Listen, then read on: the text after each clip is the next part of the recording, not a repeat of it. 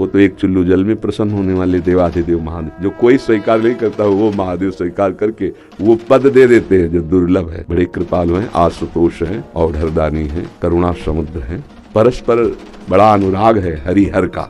तो जो हरि का भक्त होगा वो हर का भक्त होगा, जो हर का भक्त होगा वो हरि का आदर करेगा। यदि इष्ट भी महादेव हों, मंत्र भी महादेव जी के हों, तो नाम क्या जपे फिर? महर्षि आप 20 वर्ष बनारस में रहे और कट्टर उपासक रहे हैं, मतलब भोले बाबा और माँ पार्वती जी के। तो महर्षि आपके कोई अनुभव जो हमारे साथ जैसे साधकों को एक भी वृत्ति अन्य न हो और अनन्य भाव से आराध्य देव का चिंतन होने लगे तो चमत्कार प्रकट हो। तो महादेव का मंत्र जपते राधा रानी तक का मंत्र कैसे करने लगे फिर आप? महादेव जी के सेवक हो, बिल्व पत्र चयन कर रहे हैं, फिर महादेव जी के लिए अर्पित कर रहे हैं, जल अर्पित कर रहे हैं। नहीं मंत्र कुछ आता तो गुरु मंत्र के द्वारा बिल्व पत्र अर्पित, एक एक मंत्र अंदर ही अंदर जपते हुए विराजमान। फिर वो तो एक चुल्लू जल में प्रसन्न होने वाले देवाधिदेव महादेव, उनकी पूजा में तो ज्यादा पैसा वाली सामग्री है नहीं। धतूर का फल, बिल्व का पत्र, अकोड़े के फूल और गंगा जल एक अंजलि चढ़ा दो। जो कोई स्वीकार नहीं करता वो महादेव स्वीकार करके वो पद दे देते हैं जो दुर्लभ है। बड़े कृपालु हैं, आशुतोष हैं, औढ़रदानी हैं, करुणा समुद्र हैं। तो उनकी आराधना से ज्ञान, भक्ति, वैराग्य जो चाहे, ऐश्वर्य जो चाहे सब प्रदान कर देते हैं। और परम महान वैष्णवाचार्य भी हैं, समस्त वैष्णवों के गुरु हैं, ज्ञानियों के भी गुरु हैं और भक्तों के भी गुरु हैं। भगवान शंकर परम वैष्णवाचार्य हैं। कोई भगवान शंकर की निंदा करे सोचे हरि से प्रेम कर लेंगे, कभी नहीं। और कोई हरि की निंदा करे सोचे भगवान शंकर से प्रेम कर लेंगे, कभी नहीं। परस्पर बड़ा अनुराग है हरि हर का। तो जो हरि का भक्त होगा वो हर का भक्त होगा, जो हर का भक्त होगा वो हरि का आदर करेगा।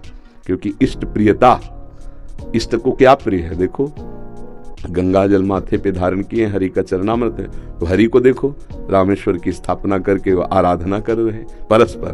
तो ऐसे भक्त उपासक को चाहिए वैष्णवों को नमन करे, क्योंकि हरि भक्त है और इनके नमन करने से हर प्रसन्न होंगे। और महादेव जी को, महादेव जी के जनों को नमस्कार करे, इनके प्रसन्न होने से हमारे हरि प्रसन्न हो जाएंगे। भगवान श्री राम अयोध्या वासियों को बैठाल कर एक बार कहा कि ये मैं राजा के रूप में आदेश नहीं कर रहा हूँ, बड़ी प्रियता से कह रहा हूँ, सबसे हाथ जोड़ के कह रहा हूँ। और एक गुपुत मत सबहि कहो कर जोरी, शंकर भजन बिना नर भगति न पावे मोरी। अयोध्या वासियों से कहा, मैं हाथ जोड़कर सबसे कहता हूँ, राजा रूप में हाथ जोड़ने की तो जरूरत है नहीं, ये मैं आदेश नहीं कर रहा हूँ, ये विनय कर रहा हूँ। यदि कोई मेरी प्रीति चाहता है, भक्ति चाहता है, तो भगवान शंकर की कृपा आवश्यक है। बिना भगवान शंकर की कृपा के कोई मेरी विशुद्ध भक्ति नहीं प्राप्त कर सकता। और एक गुप्त मत सबई कहो कर जोरी, शंकर भजन बिना नर भगति न पावे। और शिवद्रोही मम दास कहावा, सो नर मोहि सपने नहीं भावा।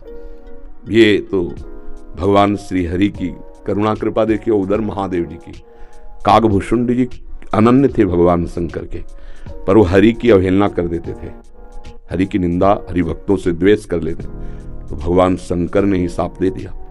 मंदिर में बैठे थे, गुरुदेव पधारे, क्योंकि गुरुदेव सदैव उपदेश हरिहर का समान रूप से करते थे, ये उनको जमता नहीं था।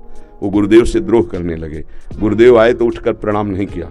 भगवान शंकर को असहनीय हो गया, तू हमारे धर्म की मर्यादा का नाश करता है, मेरे मंत्र दाता तेरे गुरुदेव उन्हीं का अपमान कर रहा है। जा सहस्त्र बार अजगर की योनि को प्राप्त हो, पापी तो अजगर जैसा बैठा रहा, जा। तो गुरुदेव बड़े कृपालु, उन्होंने फिर नमामि समीसान निर्वाण रूपम, ये स्तुति की और कहा प्रभु अज्ञानी है। देखो कैसे गुरुदेव माता की तरह दो, ये अज्ञानी, इस पर दया कर दो। तो कहा साप तो मिथ्या नहीं होगा, पर जन्मते मरते जो दूसरे दुख होता है वो नहीं व्यापेगा और जल्दी जल्दी इसका शरीर छूट जाएगा, पर ऐसा होगा, अजगर योनि को प्राप्त होगा। ये अगर कोई भगवान हरि की अवहेलना करके महादेव का अनन्य बनना चाहता है तो कदापि नहीं, और कोई महादेव की अवहेलना करके हरि प्रेम चाहता है तो कदापि नहीं। हरिहर एक ही हैं और एक दूसरे की आराधना से ये दिखाते हैं कि कैसे भक्ति की जाती है।